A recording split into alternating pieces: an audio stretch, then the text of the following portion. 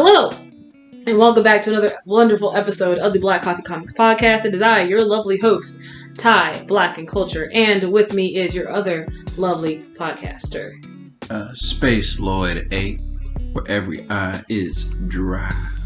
My guy. That was dry. That was a dry intro, man.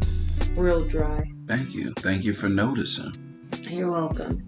And I just want to take some time to say thank you guys so much for tuning in each and every time we drop an episode. I think we're at episode 6 now. It's either 5 or 6. It's definitely 6. I think we're at episode 6 at this point. We just love doing this podcast so much, and we love hearing all of your lovely love and support. It's been good. I've been so excited to record this. I just want to take some time and say thank you for listening, because I appreciate it, and I'm sure you appreciate them. Oh, absolutely. If you've stuck around with us this long in the middle of our antics and our reviews and how, you know, we put so much effort into the back end of this to really give what it's supposed to give. Oh my gosh! Is that what you're trying?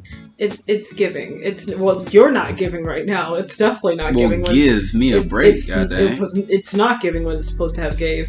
But yes, we appreciate you. It's just to be able to, like, at the end of the day or the start of your day, present you with something that either gives you a recommendation or just lets you engage in the right kind of dialogue. Like, there's that intrinsic value to it, you know? You just feel the reward. So I'm happy. Thank you guys for sharing comics with us, and we are ready to share some comics with you. So what is up? I am changing the word docket to coffee table. Oh yeah. What's up on our coffee table this day, week, whenever you're listening? We have 3 comics. We have BRZRKR, written by Keanu Reeves and Matt Kindt, illustrated by Ron Garney, colored by Bill Crabtree, and lettered by Clem Robbins. We've got Time Before Time, written by Declan, Shalvey, and Rory McConville, and illustrated by Joe Palmer. And then we've got this amazing webtoon that I literally just stumbled upon, called The End of You, written by ST Mayhemm on webtoon. And these are such good comics. They are. They really are. I think that we have a lot to say about them, so let's just get right into it. Let's talk comics, starting with BRZRKR. So like I mentioned previously, it's written by Keanu Reeves and Matt Kindt. It's got a whole bunch of amazing artists on it.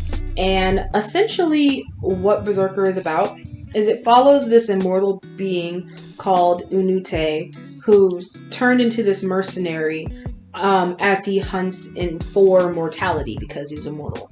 And as he's searching through his past and through his present, he's faced with a lot of different decisions and a lot of different thoughts about the reason for his life, why he's born. Basically, trying to ground himself in something because he's lived so long, for literally thousands of years, for centuries. He feels very lost. So it's an interesting parallel between his madness in his mercenary work and his confusion and lostness within his immortality. Mm-hmm. And it presents a very for one, if you just wanted to appreciate it for BRZRKR, just violence, just unadulterated, non-stop, living all of this time for just surrendering to rage and almost losing your identity. It's great for that. He keeps it very straightforward. Yeah. It's about this, this one individual who has lived across millennia and decades and centuries and lived countless number of lifetimes and is so ready to die, but can't.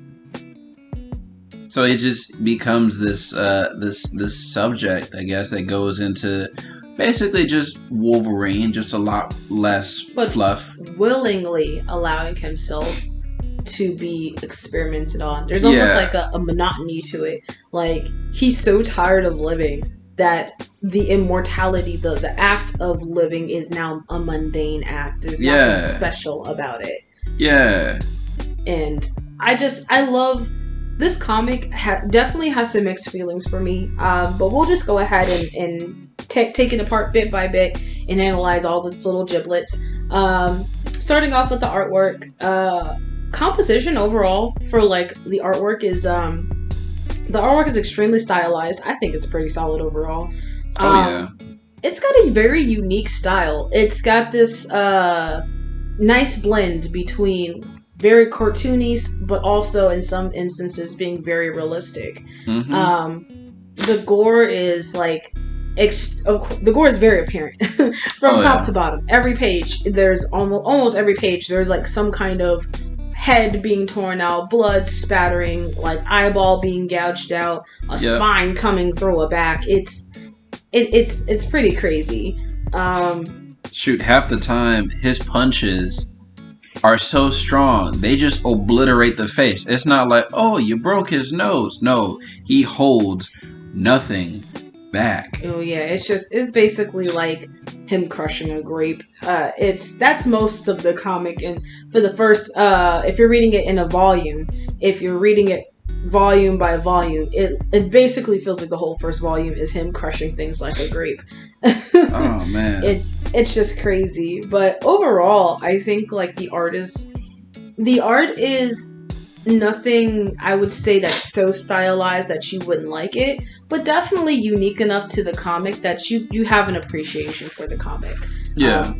I personally feel the cover art is great. I think that it definitely sets the tone for the comic overall. It's very simplistic. It's got the Keanu Reeves stand-in on the cover with bloody hands taped up. Real simple concept. Like it's a straightforward book in that sense. It's like, what if John Wick couldn't die?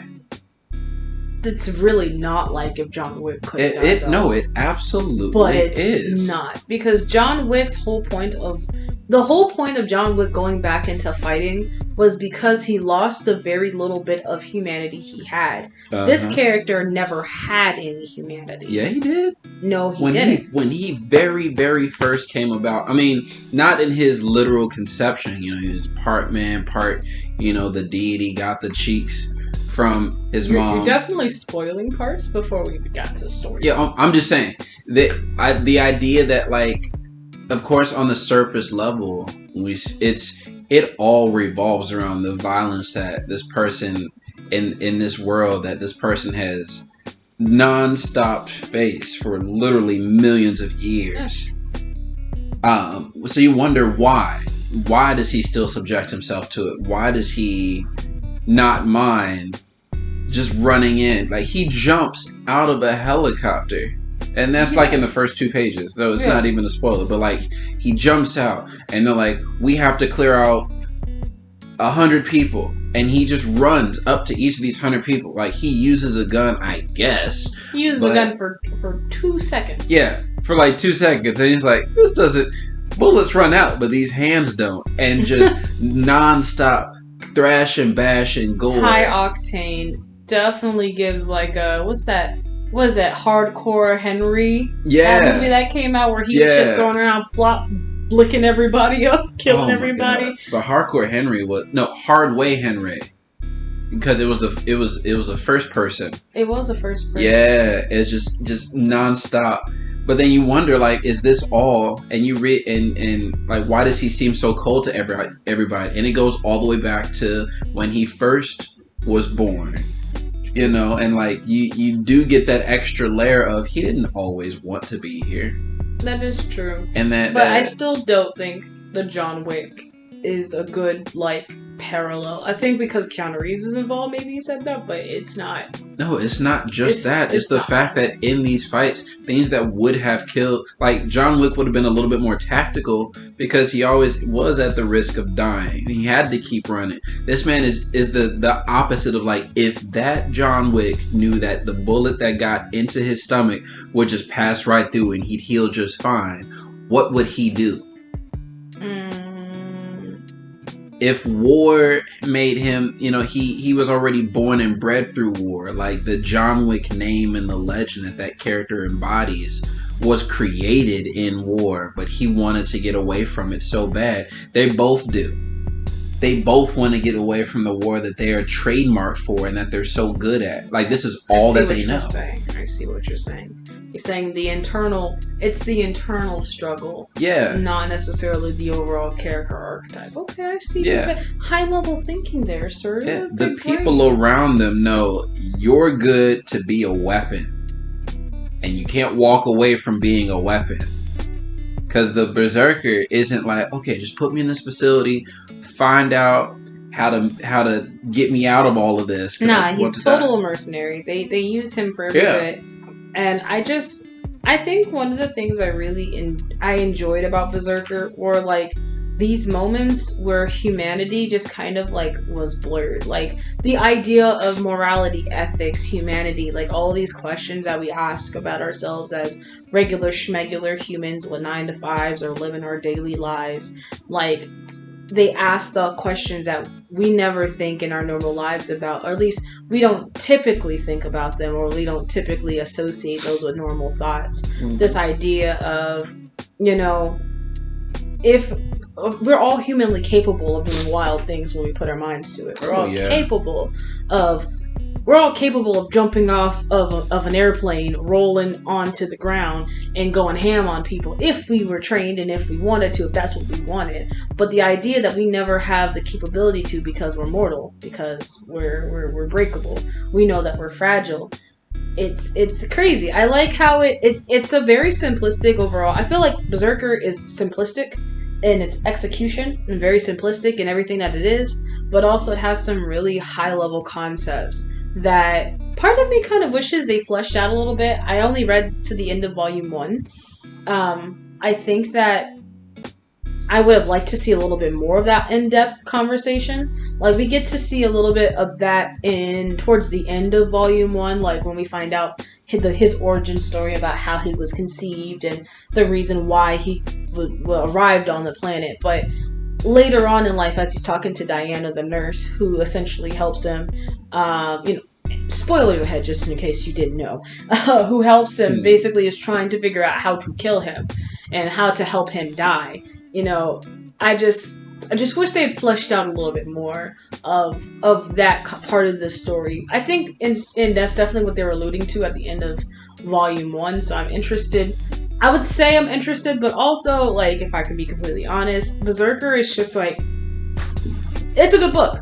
I feel like if you are someone who likes senseless violence and likes gore, there definitely is a lot of crazy gore that I really enjoyed. One of my favorite scenes in this entire book is when he has to be born again, essentially. Back in the day when he was fighting basically like almost like ancient Babylon, he gets torn apart, like completely obliterated, completely just down to like nothing. He's basically just gush and mush, and then he cocoons himself and bears himself again. I think that is some crazy imagery. Definitely worth the read. But me personally, I just felt like this book was really difficult to read. Maybe it's just like, maybe I didn't feel captivated, maybe I wasn't enticed enough, I don't know. Me personally, this book just wasn't it, but it doesn't mean it's a bad book. This is truly not a bad book. I think I would encourage someone else to read. I don't know, what are your thoughts? Did you like it? So we do reach a divide. Yeah, I liked it. And I mean, we both agree it's not a bad book. I got what they were doing, and for them, the art style really matched what they were going for. It was an art style that it didn't have a lot of sharp edges, because if there was a lot of blood spray, there was a lot of dismemberment, and there was a lot of gore.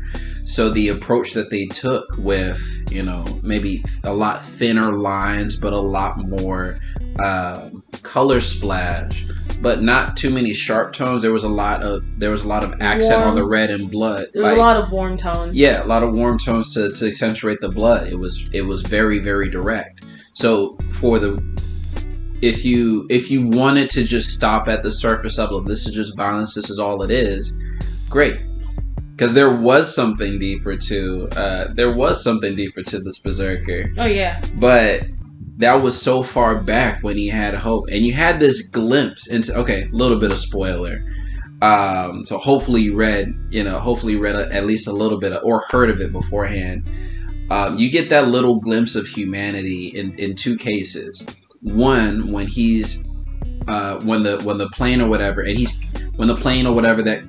it comes down and explodes or whatever, and he's starting to reassemble himself, and there's a kid there, and he looks at that kid. He's in the middle of just running his fist through everybody's face and body, and he sees the kid, and then there's a special agent that says no witnesses, and you can guess what happens next.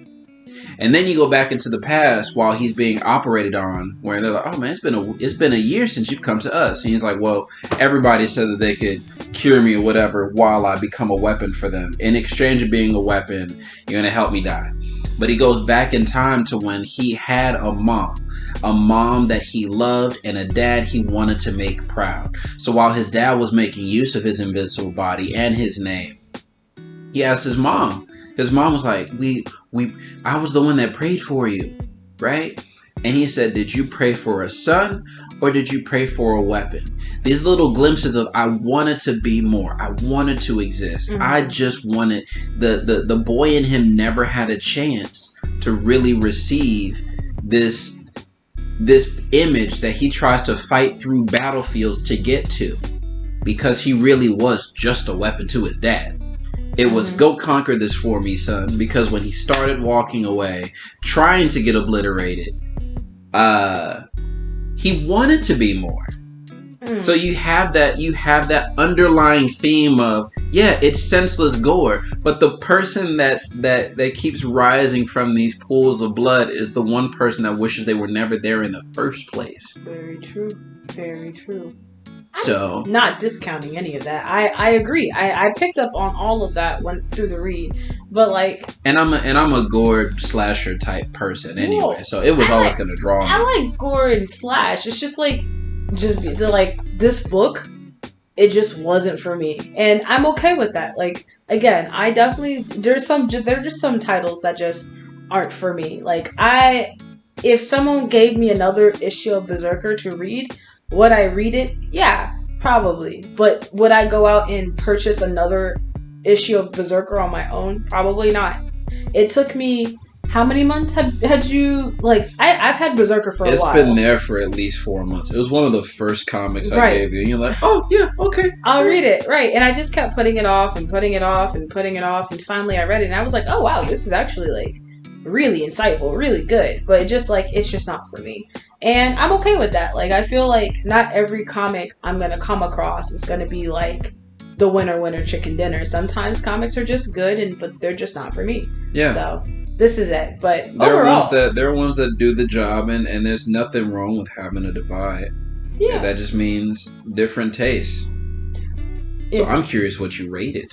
I personally rated a blonde roast only because, like I said, there were my biggest critique of the book is that I feel like there were moments in the book that just did not get fleshed out as far as the length of the book. Like, I wish I had taken just a twinge bit more time to sell and to give more context to his current emotion and his current state. A lot of that is speculative, and I feel like if you're going to be overhanded about everything else, why be speculative about his current state of mind? Why leave that up to the imagination, and why shorten basically the climax of the book to a cliffhanger? You might as well have, at least in my personal opinion, you should have answered that immediately and then let the next issue continue whatever comes from that. But also it could be me speaking from ignorance, overall. But like I said, I don't think this is a bad book. Just for me, it's very blonde. Again, very solid read. Just not for me. But I feel like if you are someone who likes, I feel like if you like someone who likes Keanu Reeves, if you like someone who likes something that's like looks like something on the surface could change on the back end, I would suggest it. I think it's a good read. Even though I have more positive to say between the two of us, I would give it a very, very solid medium roast. Oh, wow. And I only say that because if we compare it to the other blonde roasts, the blonde roasts were clear cut. Like, yo, I can pick the, like for me, for those of you that, if this is your first time, which we might even have to cut it in at the beginning, so we have, our rating system is based on the coffees, just like the coffees that we drink for the Black Coffee Comics, right? So all the way at the base, you have dark roast. It's level of caffeine, right? Because the caffeine is the energy that you depend on when you come back. So dark roast being the very base, not much happened, nothing new, nothing that would really draw you back, something that it felt more like a waste of time. Doesn't mean it was a bad comic, but it definitely wasn't for you and you don't see much of the appeal. Medium roast is, it wasn't bad, but it still wasn't something that drew you, and you could at least get through the end of it and it kind of made sense overall. Blonde roast though, which has the most caffeine besides espresso, blonde roast, it at least had something inventive, something new, and it did give you that, it was interesting. It may have reinvented something or looked at a trope in a different light. So, it would draw you. It's something you would, that would energize you. Like, it energized me enough to make me want to keep reading. I couldn't put it down. Espresso is the cream of the crop. Oh, yeah. It's the one where not only do I want to finish the series, but I want to check out everything else that they have, where like it was put together, it was so cohesive, and you can't wait. You just can't wait to see the next. So for this one, even though I enjoyed BRZRKR, I forgot I gave it to you. Really? I did. Except for the times where we were like, oh yeah, by the way, we should check this one out. Oh, this would be great if we talked about, like, I read it, but there was nothing else I needed to see from it. I know that some of the issues continue. And even for somebody that likes to continue series and, see what happens next and wait for the issues. I waited for it to come out in like volume 2 just because. But it wasn't because the story itself was going to keep pulling me in. It felt like if it had ended with a volume 1, like how Starboy just had one and done, not on purpose, but if it had ended right there, it makes sense. I didn't have enough questions pulling me back. Right. So in volume 1's entirety, even though there's more after it, I expect that anything after it would be a little bit much of the same thing. They might pierce the veil a little bit, but I got the question. Like, what else is there to him? Oh, he doesn't even want to be there in the first place. He's half man, half whatever else. Unless he's going to try to fight that whatever else. Besides that, there's not really much reason for me to look at this. I'm actually pleasantly surprised that you rated it lower than I thought. But like, it just didn't do anything new. I actually would disagree. I feel like because of its layer effect, I think the book definitely does something with the idea of immortality that perhaps it was introspected in a different way. Maybe not the idea of lone immortal being plaguing the earth, but like the idea of how they tackled the idea was different in my personal opinion. But it's okay. Those are our ratings and those are honest opinions. I do like that. So we can settle on blonde. No, we don't have to settle on anything. I think if you're a medium roaster and I'm a blonde roaster, then it's just that's where it is. He's a medium blonde roaster. He's a medium blonde roast. That's where we are. And we'll just go ahead and move on to the next comic on our coffee table, where we talk about Time Before Time, written by Declan Shalvey. and Rory McConville.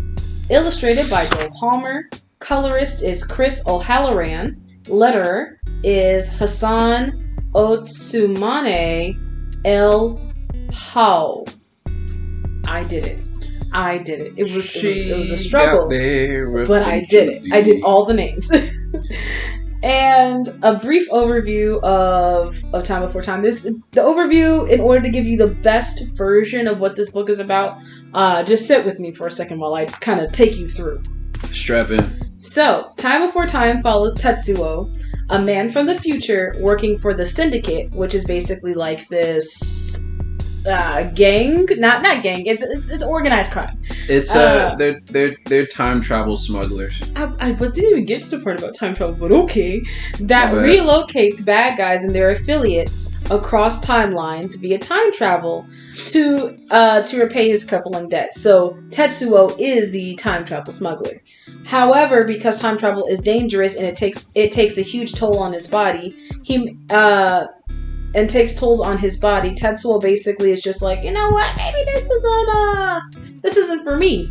And to double that, Tetsuo, off of his last mission, finds out, oh yeah, because of X, Y, and Z reason, you actually have to stay at the Syndicate longer and work for us longer than you initially had agreed to.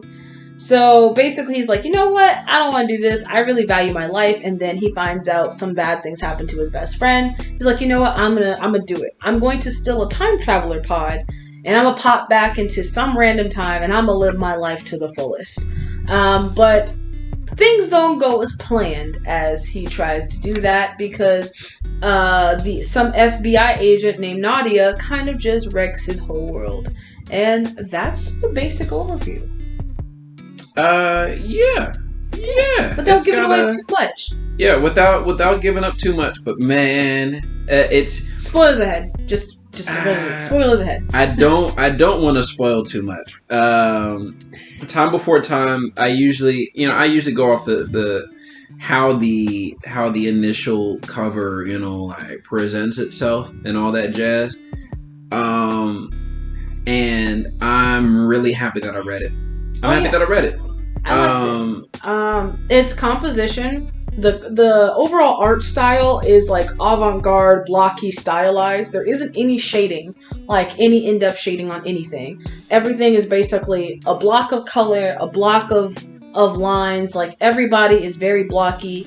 There's a really cool piece of like the art that I liked. Any imperfections that are on their faces, whether it be freckles, bags under the eyes, pimples, all of that is highlighted, even though there's not a lot of defined features of the characters. Yep. It's really cool aspect that they do. The colors are muted. They have it's just really great choice of colors. Like I mentioned, there's no shading. Page layout, clean, easy to follow, lettering. I think it's an Image Comics, and I haven't seen Image. Is it Image? Yeah, I think it's Image. Yeah, it is. See, I was right. Image doesn't put out, or Image, it's been a long time since I've seen Image put out a bad comic, so. Yeah, because Boom did BRZRKR, and then Image did Time Before Time. God, we gotta start putting the publisher in there. Yeah, we do. Overall, love that. Character design, like I mentioned, everything has this blocky look, but all the characters seem pretty realistic in the style. Like none of them, this is not cool character design with flowing locks and a lot of interpretation. This is just, these are people, this is their story, this is how this happened. And I think the art works for the kind of story that we're about to get into, which is what we're about to get into. I really enjoy it. It all made sense. It all made sense because it's this. You think that time travel is this futuristic looking. When you think future and travel, you think next level, new age. Everything is all shiny and whatnot. And the way that they approach it, from the art style, choosing colors that are not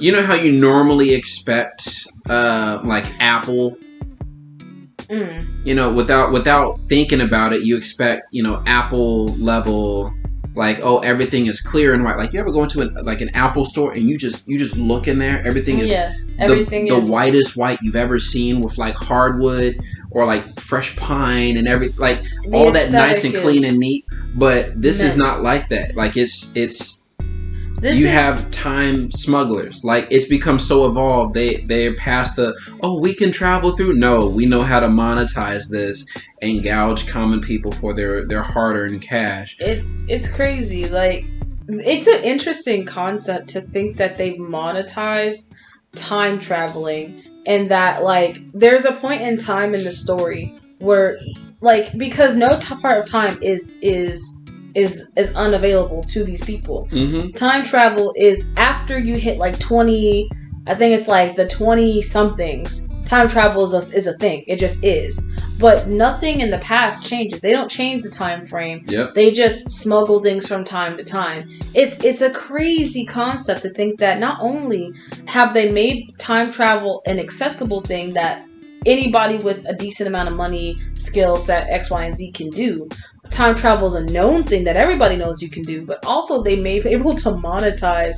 Like, talk about capitalism. It's just a crazy concept. But Time Before Time takes this wild concept and does it in a way that doesn't confuse you. Like, yes, you're hopping between time frames of like the 1950s, the 1930s, the 2010s, the mid 2000s, 2337, right? 30s. They're like, I think they hop to the 3000s and the 4000s. Yeah. Yes, they hop around. However, the story is linear.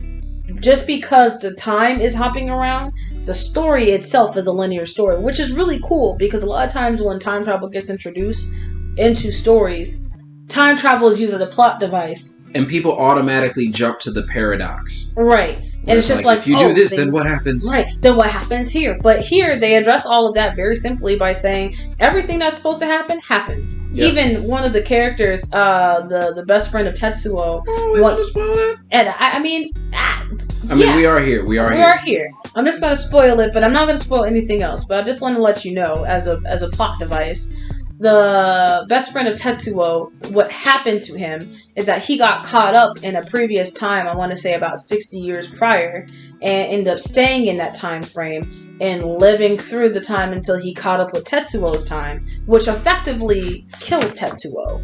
I mean, it kills Tetsuo's friend. I mean, it puts him on death. It puts him at death's door.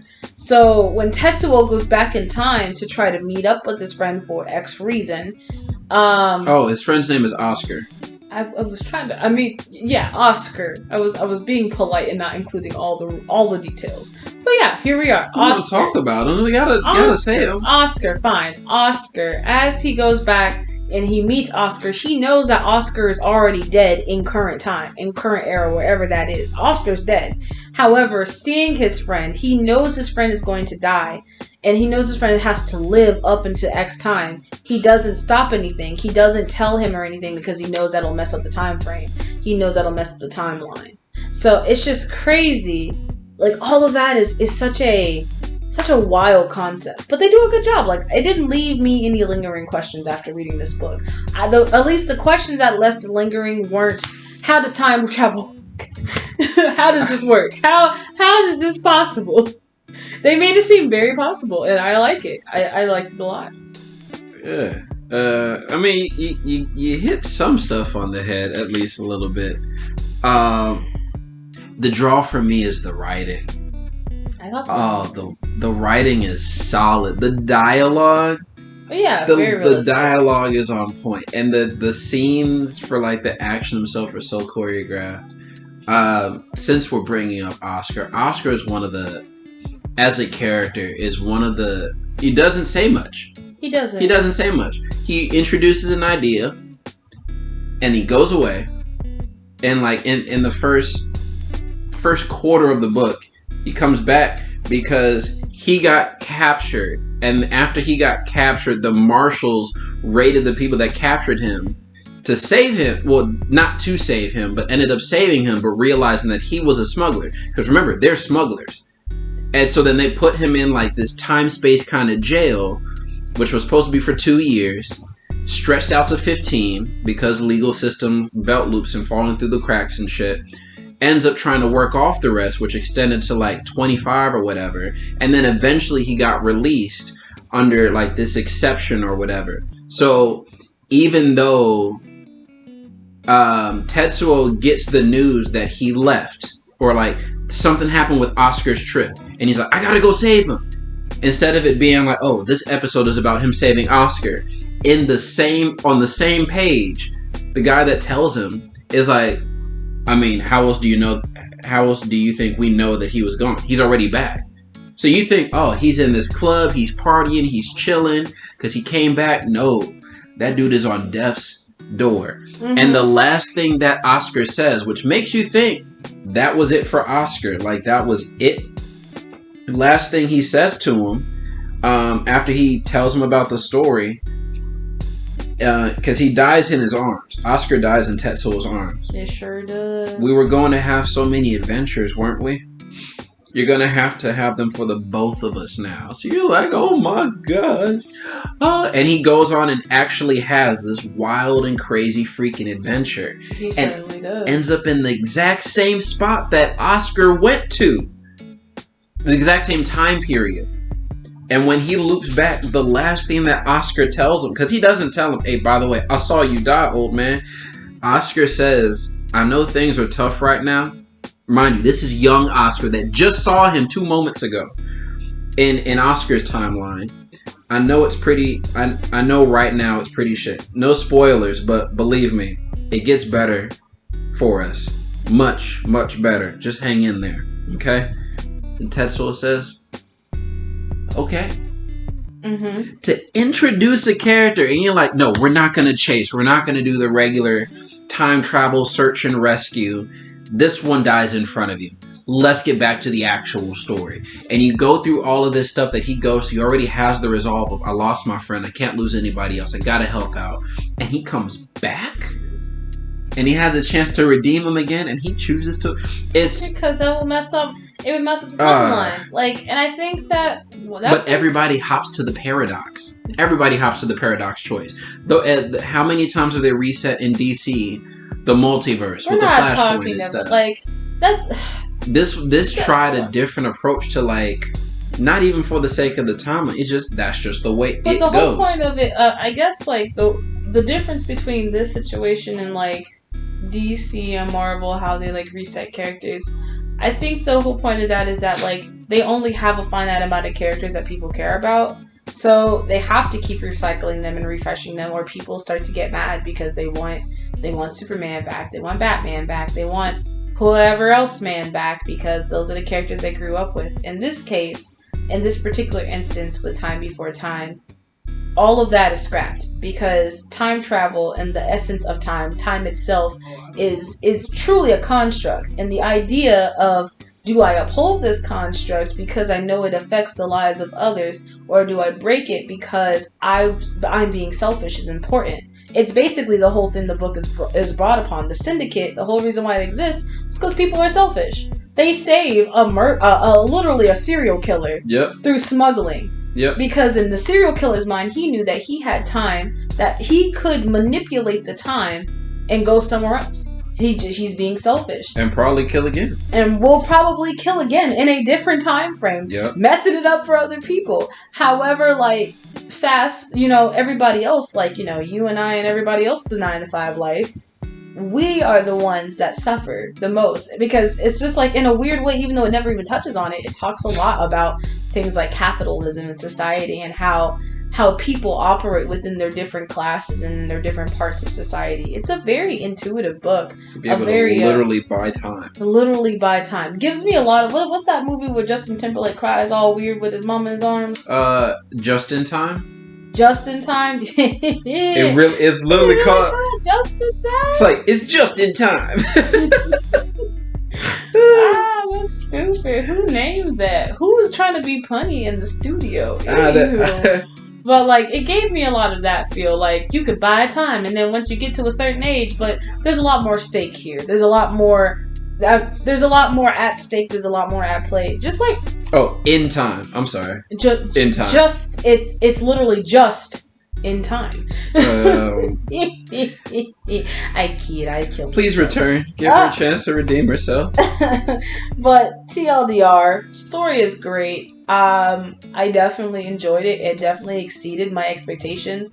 I read this after I read Berserker, and at first I was like looking at the cover. The cover really doesn't do much for anything. Like it sets the tone for what it's going to be about something to deal with time, like time travel, and it's going to include Tetsuo and Nadia, who we don't even talk about, but it's fine because she kind of is a big spoiler herself.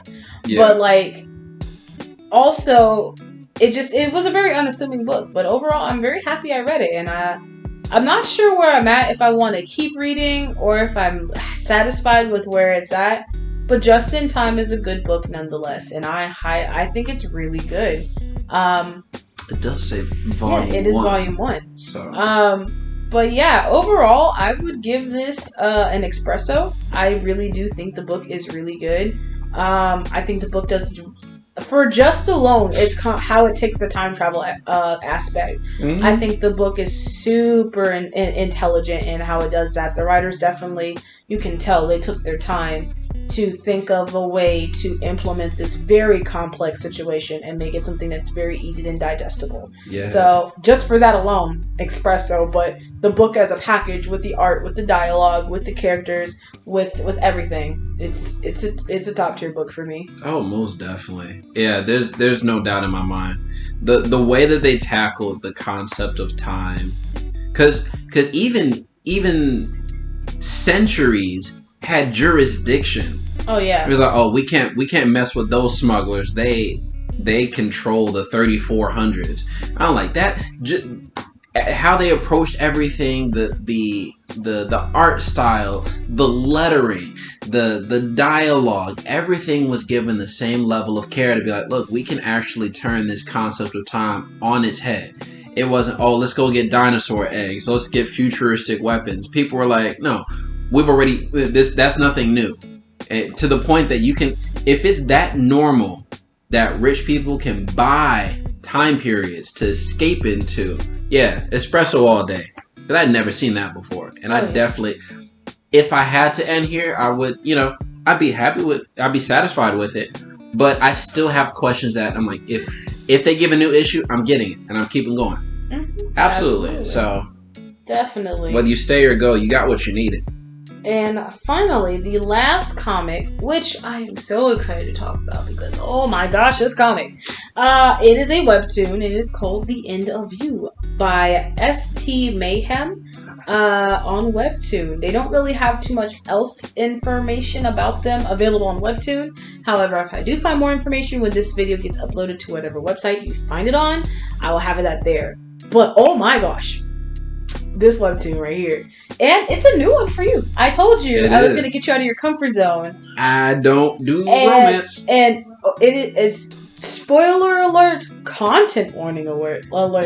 This book is ever so slightly spicy. Like not super spicy. Kinda sorta. Not like super spicy. It ain't like whoo my tongue is on fire.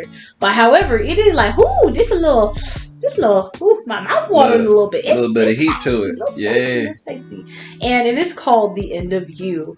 I have to go on a quick rant about how I found this webtoon. I literally was like scrolling through webtoon. I was like, we should do a webtoon this week, and we should find one. And I was literally going to the recommended, and I just literally stumbled across this. It had 10 issues at the time of recording this podcast, and I read those 10 issues in 20 minutes. It was so digestible, so good. I love it. It's yeah. I actually found them on Instagram. Oh, you did? Yeah, at the very least, their Instagram is st.mayhem with 2 M's at the end. So MAYHEMM. And let's just go ahead and get straight into the overview for this comic so that you know what to expect.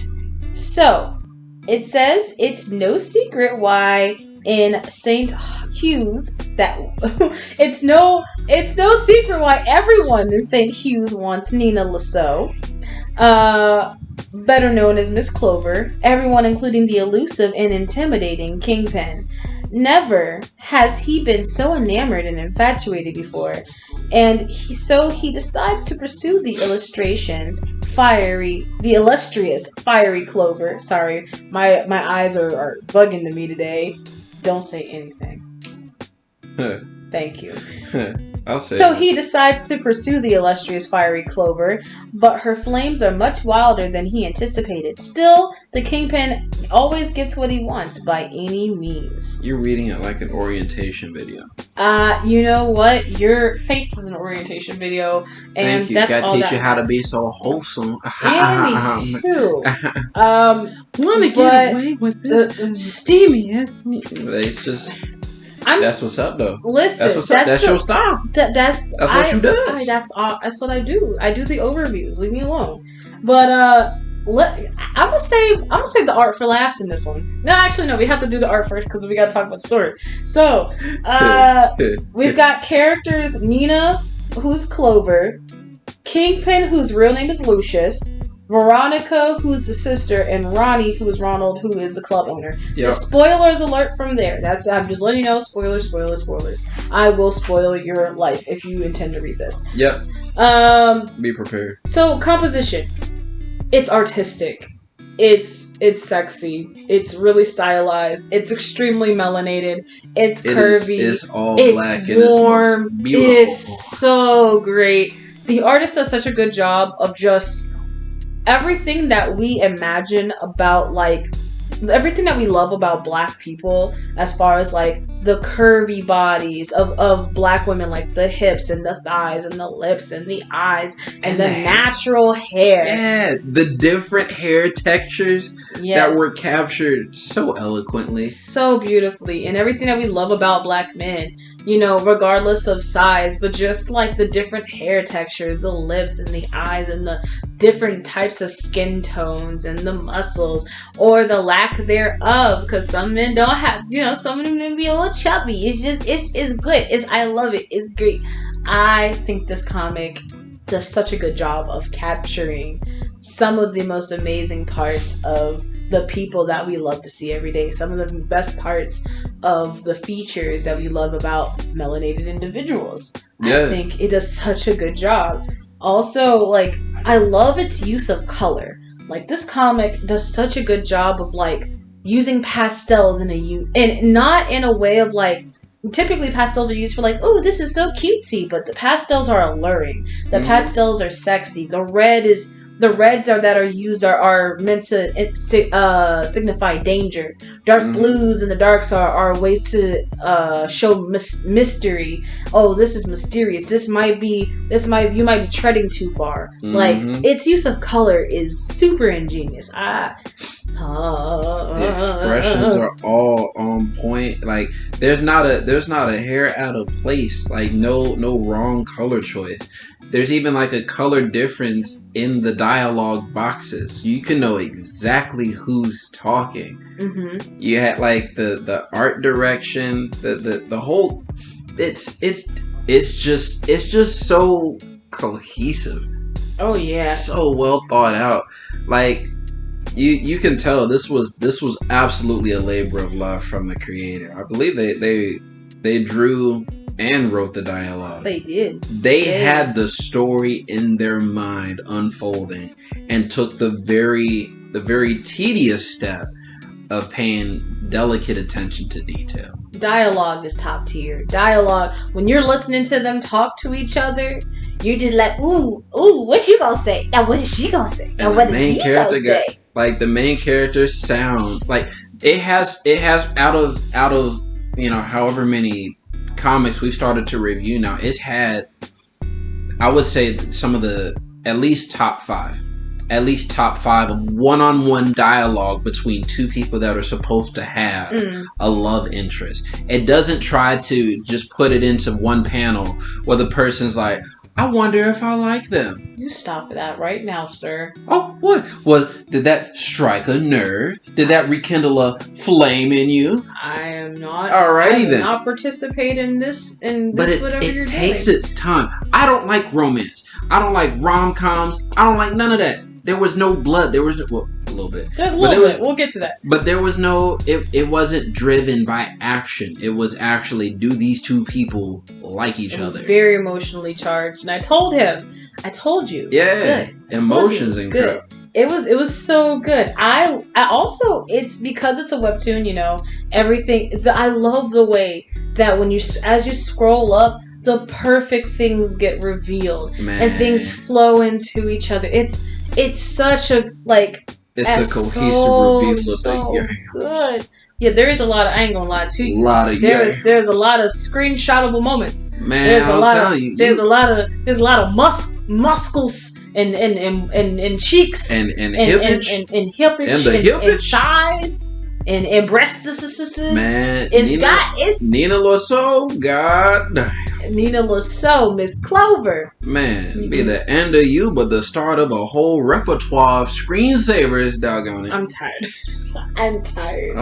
But it's so good. The art was just beautiful. Art was breathtaking, absolutely. And in so many different ways. So many different ways. Not just because of the main characters, because the comic does a really good job of taking time with its main cast. It took its time. I love the little snippet when you get to meet Veronica, her sister, and they're having like the dialogue, how it the dialogue matched with the art, how each character interacts, how Kingpin, aka Lucius, for most of the time he has red text in a black bubble. Yep. But then when after he's basically secured the bag that is Nina, his text turns white. Why is that? That's a question. We don't know.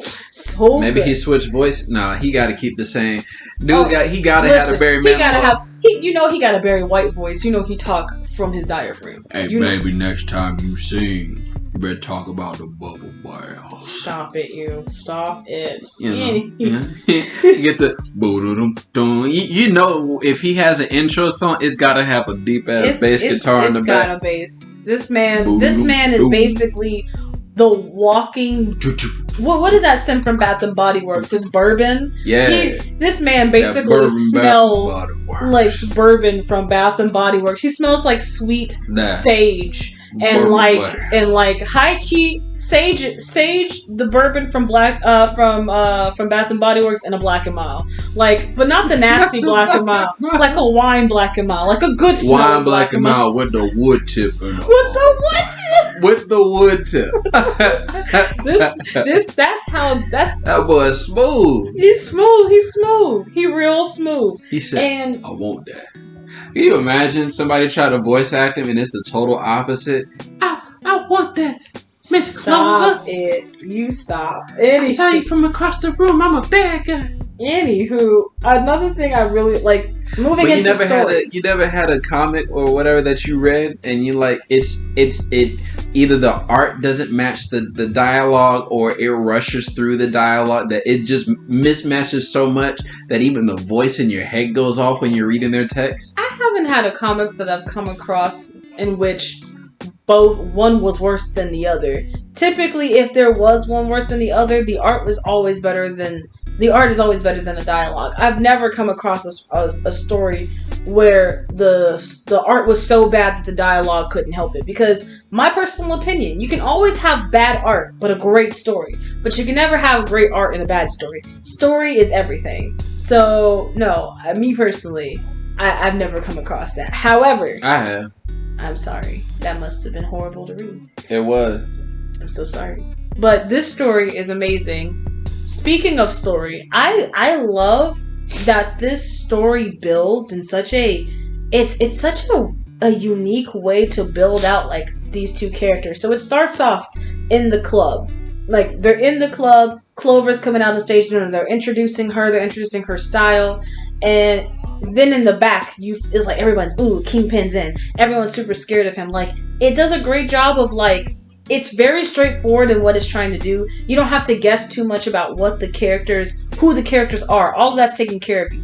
The only thing you need to focus on is their interaction, how they talk, what they're saying what they're saying without saying anything at all. Their interactions with each other, the way that they look at each other, the way that she blushes. That's the only thing that the storyteller wants you to focus on, and I love it. because it just makes everything that the character's saying so much more impactful. It makes you think, did they mean it this way? Did they mean to say it this way? Is that how he meant it? Is that how she meant it? And then there's these cute little moments where, like, she's like, the two characters have such a huge height division. Just by the way, like, Clover, she's got to be like 5'2", and this man is like 6 foot. Yeah, he looks 6'6".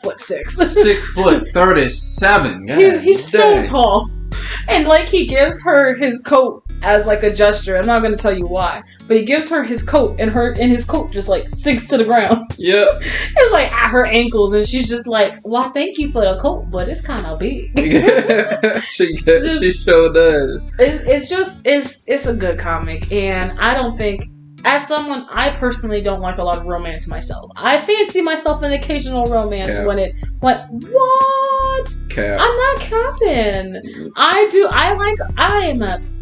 Being the young lady that I am, every young girl and every grown woman loves a good romance story. We like the romance ladies. We all do.